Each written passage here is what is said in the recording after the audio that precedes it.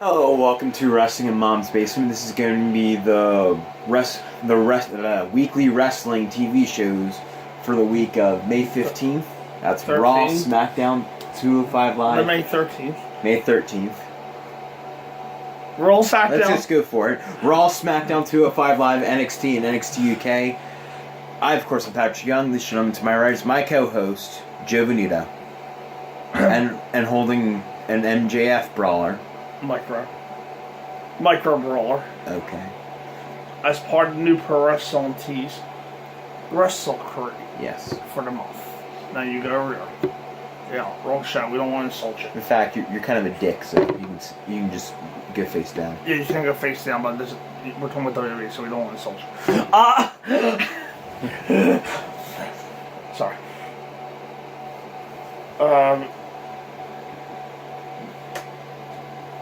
Oh wait, that's right. I'm writing the reviews this week. Not much going on. Roll start off with Miz TV with Roman Reigns. There we go. I think. Yeah, we started off with finally something new. A Miz TV segment. Not a bad opening segment. He brings out Roman Reigns, and they pretty much show off that they're part of the same feud, that they're both technically feuding with Vince McMahon. Shane McMahon they're feuding with. The undelusional one. Yeah, the least delusional one. Technically, it is more of the same. It is an opening segment to build up a match later in the show. Or right afterwards. Okay. But hey, it's a new Miz TV segment on Raw. It's a variation of the same opening segment every week. Yeah. Lots of talking, set up a match, and moving on. It's not bad, it's just the same thing every week. Every damn week. Next, the Miz and Roman Reigns defeat Elias and Lashley by DQ. Not a bad match, but I think you kind of knew the ending wasn't going to be in doubt. Unless Roman was just going to beat Lashley.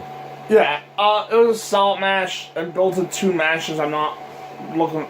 More so Roman and Elias. I'm not really looking for all that too. Yeah. At my bank. But they basically wasted 30 minutes to give us no finish. It's next. Means they don't have to give 30 minutes to something else. Duh. Mojo defeat Apollo Crews up next. You kind of look like he'd been sleeping with a blue pen that exploded at one end. They said he was going for Luna Vachon. Honey, you missed Luna big time. There's Luna Vachon, and then there's where the hell did that one go? Up next, yeah, it was a squash. Yeah. Up next was signed contracts with Becky Two Bells. I actually really dug this promo. Not so much on the Charlotte Becky end, because there really isn't much more they can say. And I thought they had their bright spot on SmackDown. But I thought Lacey did great work during this promo. I'm more interested in seeing her and Becky after that promo than I was going into it. Yeah, it was a solid segment to hype up the two title matches, and Lacey stayed out among the two big stars. Ric Flair's cool. Yeah. What's that sound like? The beginning of the song. No, that was just my notification. Yeah, no, me singing Ric Flair is more entertaining to talk about the shows. Next, Ricochet did not do that. Baron Corbin defeated Ricochet. Yeah, they seem to be giving a lot of push towards Baron Corbin. What you do? He is over as a heel. I don't think he needs to be pushed. Out the door maybe, but not. I'm leaning on the side is that he got that victory because he's not getting Money in the Bank. Well, Ricochet's not getting it either. Go ahead. No, he's not.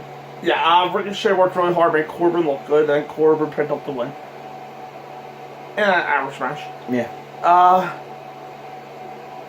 It was fine for what it was. Up next, Nikki Cross defeated Dana Brooke, Naomi, and Natalia in a fatal 4-way. And we'd find out like 3 days later that She will be replacing Alexa. Sleeping Beauty in the Money in the Bank ladder match. Yes. That's what she did in the Money in the Bank match last year. She got knocked off the ladder by Charlotte. So Sleeping Beauty. She's beautiful, but she slept. And she reminds people of Disney princesses. So there you go. Okay, well anyway, getting back to that Fatal 4-Way on Raw. Sleeping Beauty. And she made the match better again. Yeah, they built it as Nikki replacing Alexa because Alexa's gear couldn't make it to London. Because something about the royal baby or something. Because she was sleeping on the plane. I forgot to get it. She was prepared. That's actually strategizing for a ladder match or something. Sorry.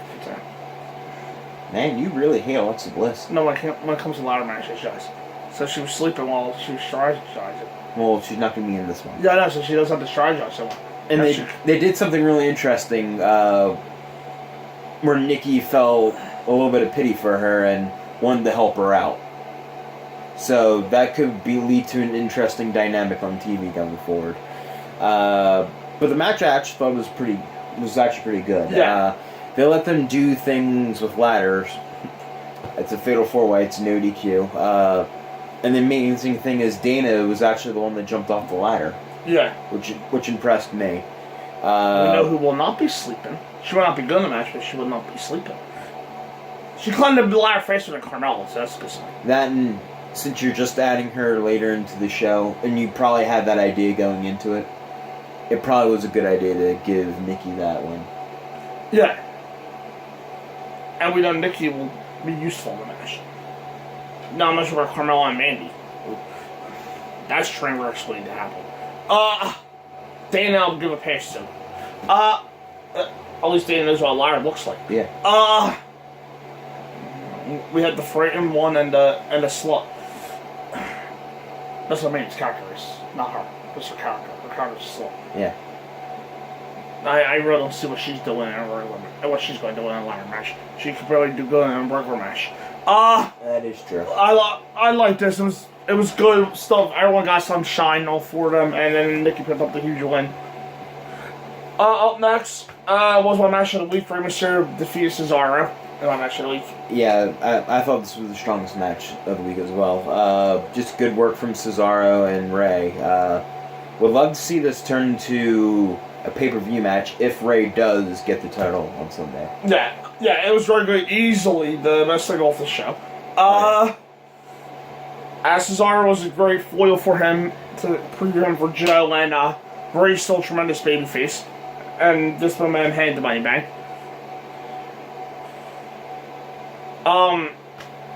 Bray transformed into a demon-type killer. Yeah. And a Firefly Funhouse. A killer clown. Yeah, a killer clown. Yeah, I really liked it. Yeah.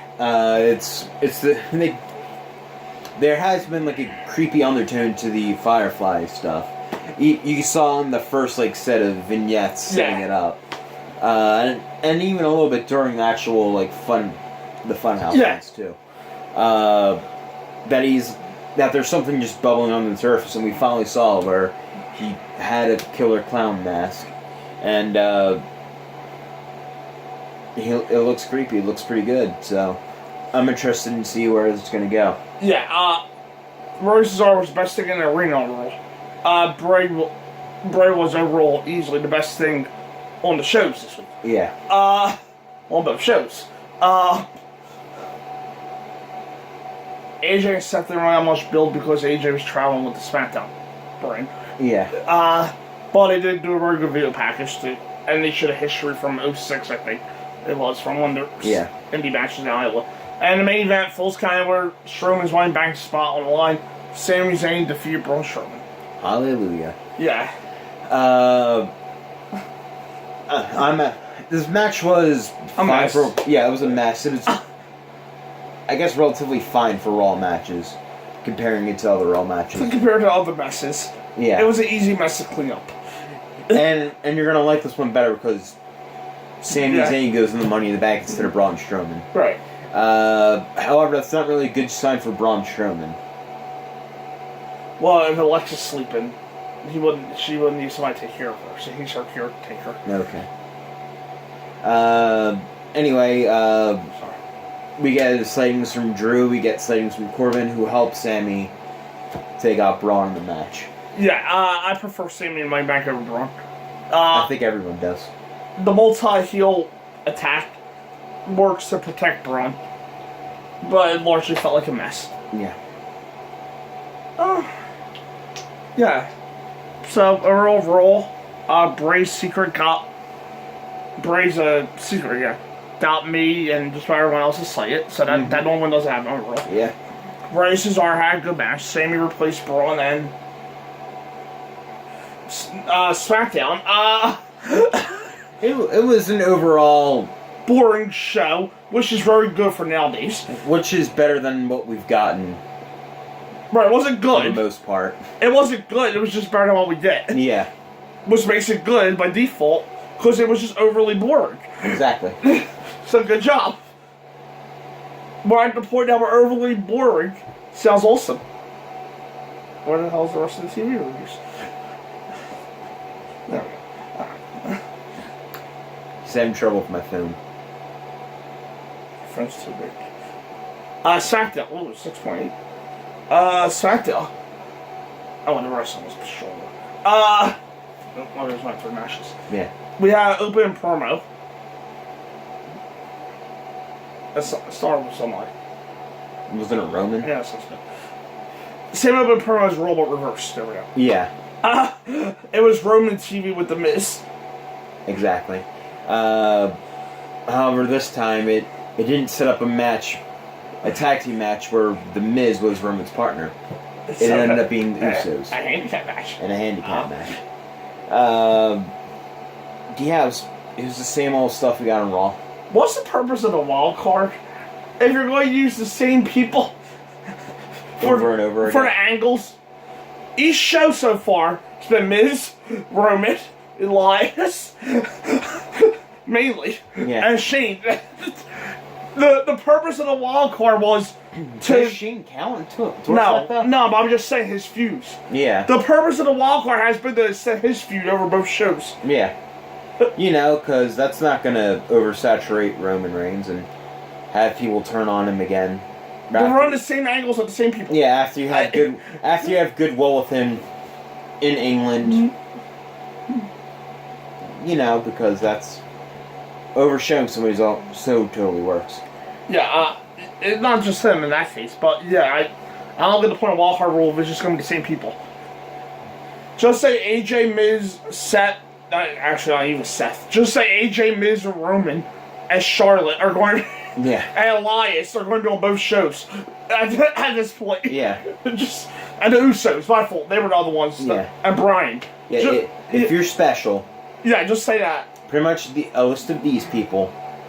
You get to be on both shows. This could be used to use the people that aren't being used.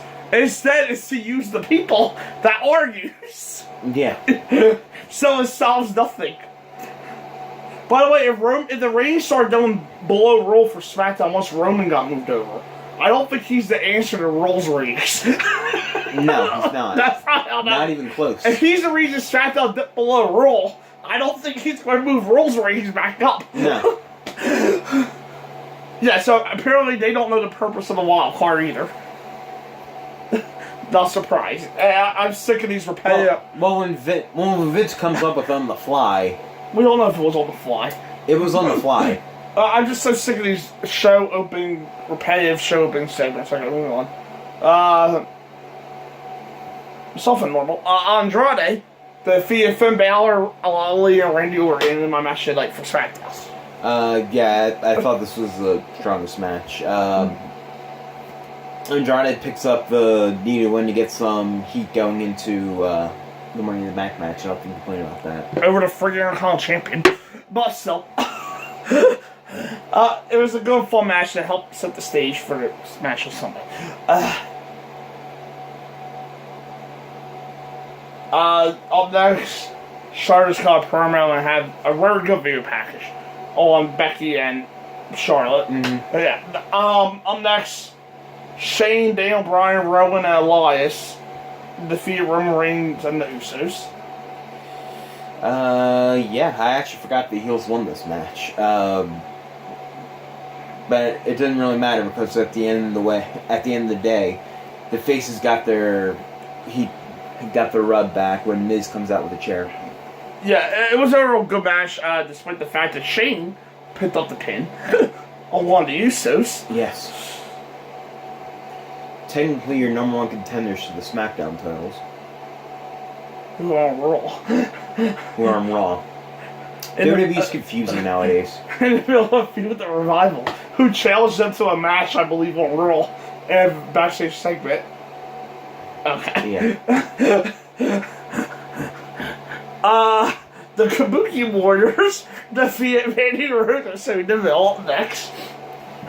The name just came out of left field, where it kind of caught you off guard, where you're actually kind of contemplating if WWE was actually stupid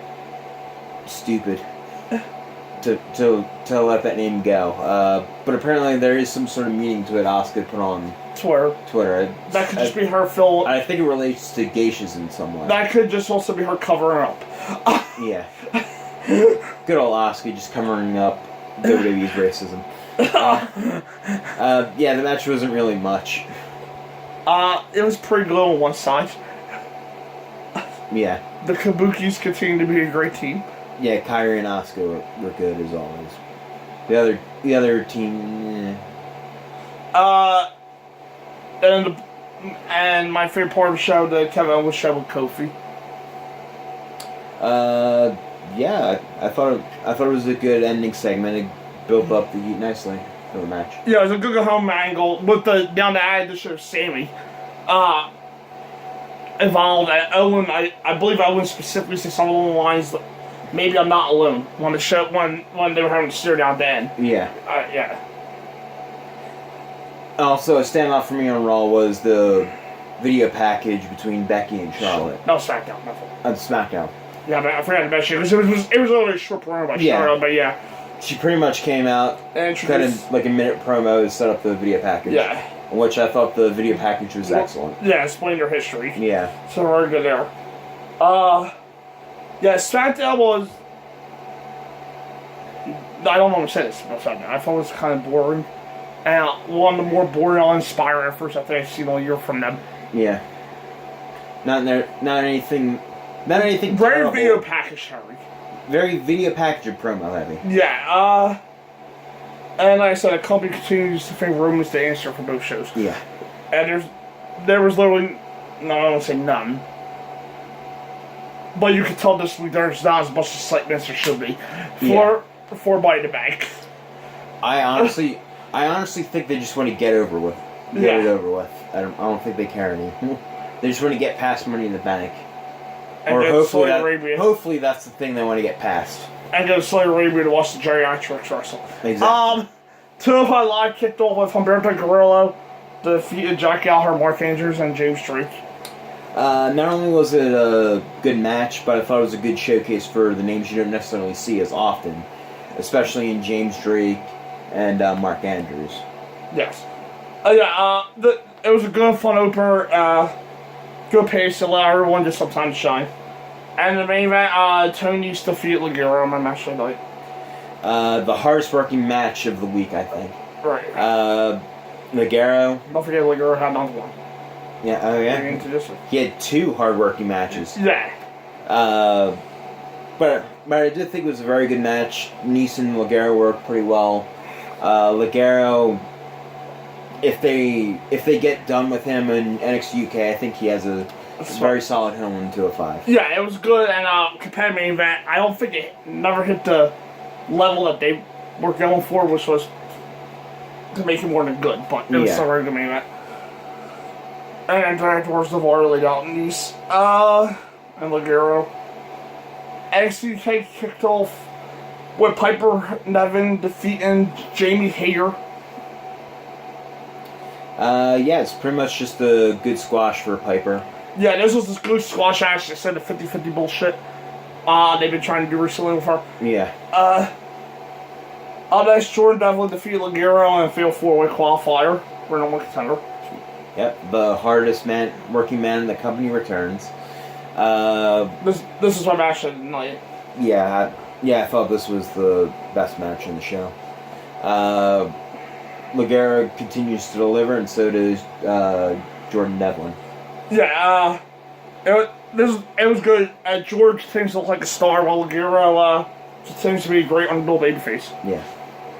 Up next, Dragunov, because I can't pronounce his first name. Ilya Dragunov defeated Jack Stars in his debut. He Dragunov, I think his name is, or how they pronounced it. I thought he came off very strong, looking very hard hitting, very athletic. I think it should suit him nicely being in NXT UK. Yeah, this is a good debut for Dragunov. He just ran through his shit and destroyed Stars, get in and get out. Yeah. Up next, Zaya Brookside Kill Kelly went to a no contest. It was pretty much a couple minute scramble between the two. Until Ginny comes out and then silently introduces the newest NXT UK roster member, Jazzy Gabbert. Yeah, match was okay while it lasted, but the real story was Ginny's alliance with the debuting Jazzy Gabbert. She laid out Zaya and Kill Kelly left her in the ring alone with her. Ginny also has the amazing ability to set up the cue for her Jazzy's music perfectly. As soon as she goes like this, the music plays like that. And the main event, Mastiff. Oh, he's on Dave Mastiff no more?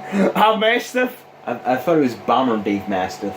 They have Mastiff. Well, if he lost Dave, I'm not surprised. Because it's WWE. On the main roster, he would have been Dave. Yeah. Not Mastiff. Now he'd be Mast. Bomber Mast. Oh, wait, they want to say Bomber? Nah. Viking Mast. Kamikaze Mast. Not Kamikaze, I thought Kabuki. Kabuki Mast. There you go. Kamikaze style bomb. Mastiff defeated Wolfgang and failed forward qualifier main event. Just a good little hoss fight going on there. Yeah, this was a solid big lad. Okay, big lad battle with the right melee. Then afterwards, Gallus leads him out. So that's Joe Cole, Jordan Devlin, and Dave Mastiff in the failed forward in 3 weeks so far. And NXT kicked off with the Viking War Machine rating experience.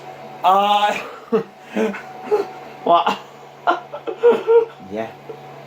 Just read. Viking War Machine Raider experience. Tell me how the vacant tag titles are Street Profits set up tag title match for later tonight. That was a little segment. Yeah, that there's really nothing else to say about it. Street Profits got in a good dig towards the War Raiders. Oh yeah, that's their name. If that is their real name. Yeah. Which Triple H was probably cracking up at it. Up next, first, Keith Lee defeated Cesar Bononi in his return match.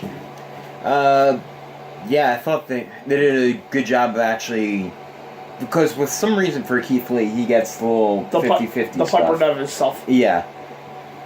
If you're gonna have a quick match and have them trying to look impressive, do it. Yeah. And I thought this one, I think they did a good job for Keith Lee here. Yeah, it was a good return squash for Keith.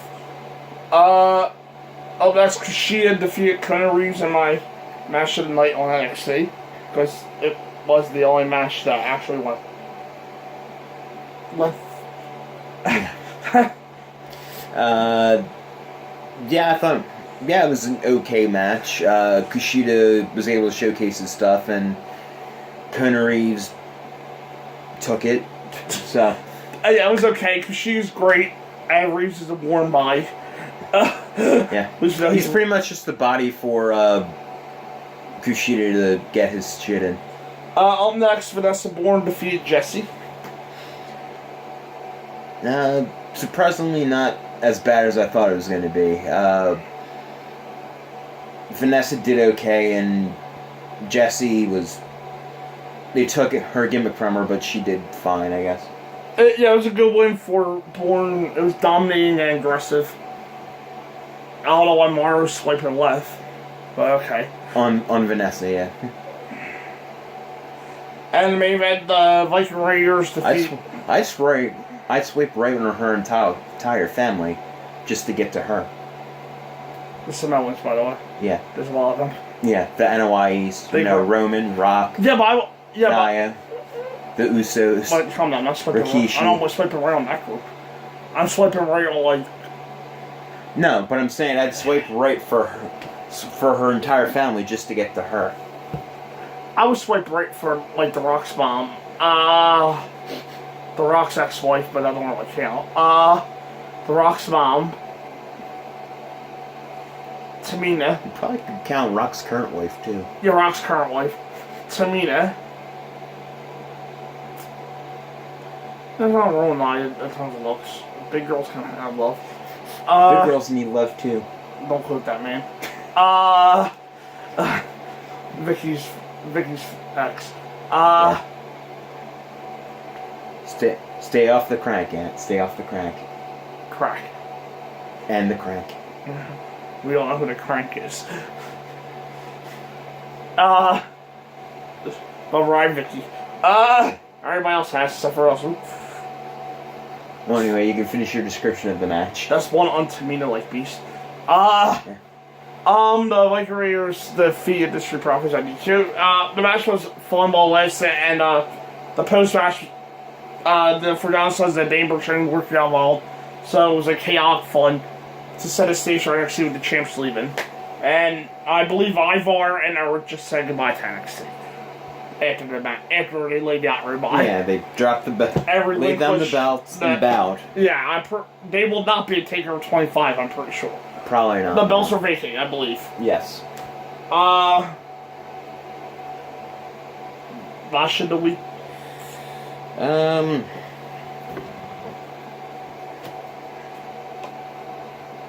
There was nothing really truly horrendous. No. But I guess I will come with one saying that I'm not really liking where the wildcard stuff's going. Yeah, that's what I was going to say with the Roman Sheen. Yeah. That gang. It's just literally leading to people being overexposed. Which is what we figured was going to happen. Yeah, which... Anybody from Brain was an obvious sign. Yeah. Because they're going to stick to literally a group of people that are going to be on both shows the entire time. Yeah, so there you go. Yeah. Show the week. I do have mine. Yeah. 1, 2, 3, NXT UK. NXT UK and the TNT up front. Oh, my fault. Yeah, NXT. Yeah, I just thought it was a great cohesive show, filled with very good matches, and interesting developments going through it. Yeah, I thought it was a very good show, with 2 strong debuts for Jazzy and Dragunov. The Dominic Dijakovic of NXT UK. However, WWE didn't come up with that name. No. Dragunov, I think. Yeah, it was a strong match with Devlin and Ligero and quality storyline advancement. Up next are Money Back 2019 predictions. Yes. See you then. See you then.